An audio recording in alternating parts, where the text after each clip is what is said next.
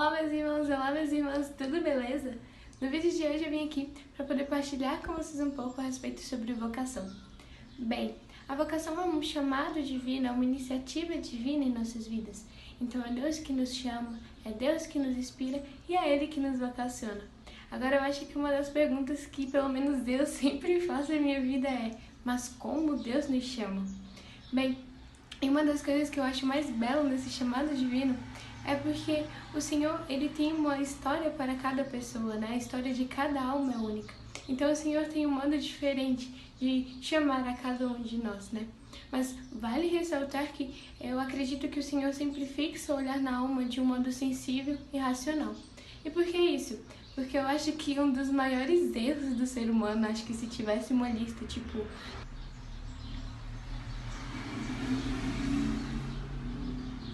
Bem, como vocês podem ver, os carros não estão colaborando nem um pouco para que eu grave esse vídeo. Mas como eu vinha falando antes, né, eu acho que se existisse essa lista de erros do ser humano, com certeza estaria nessa lista o fato de o homem sempre querer buscar Deus em coisas extraordinárias, quando na verdade o Senhor se faz presente no simples, não é mesmo? Então, não espere que o Senhor venha, desça até ti e fale qual é a sua vocação.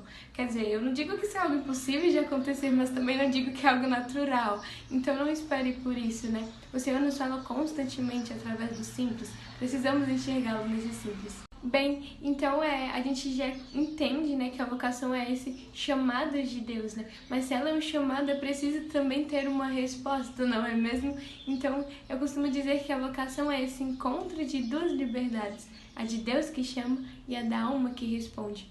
Então, a vocação não é uma escolha, as pessoas não escolhem ser freiras, as pessoas não escolhem ser padres, elas respondem a esse chamado divino. Bem, e nesse caminhar, né, entre escutar a voz de Deus e responder a esse chamado, muitas vezes nós nos acabamos deparando com medo, não? Isso me lembra sempre, ao escutar de vocação, aquela passagem em que o Senhor caminha sobre as águas e os discípulos, né, ao verem Jesus, pensam que ele é um fantasma. E por que isso me lembra tanto vocação? Porque geralmente quando nós somos convidados, né, a sair dessa nossa margem, a sair dessa nossa zona segura, a sair do nosso comodismo, nós nos acabamos como que os discípulos, nos deparamos com o fantasma da incredulidade, né? Aquela pergunta que sempre fazemos: será que sou realmente eu? Não, Jesus, acho que é outra pessoa. E algo que também acho muito curioso nessa passagem que me lembra a vocação é o fato de Pedro temer a tempestade.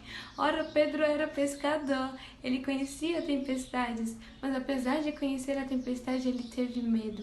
Nós conhecemos o nosso chamado, mas o chamado gera medo. Mas é possível que, assim como Pedro, consigamos vencer esse medo, né? O medo é próprio do ser humano, eu não conheço um homem que não tenha tido medo nesta vida.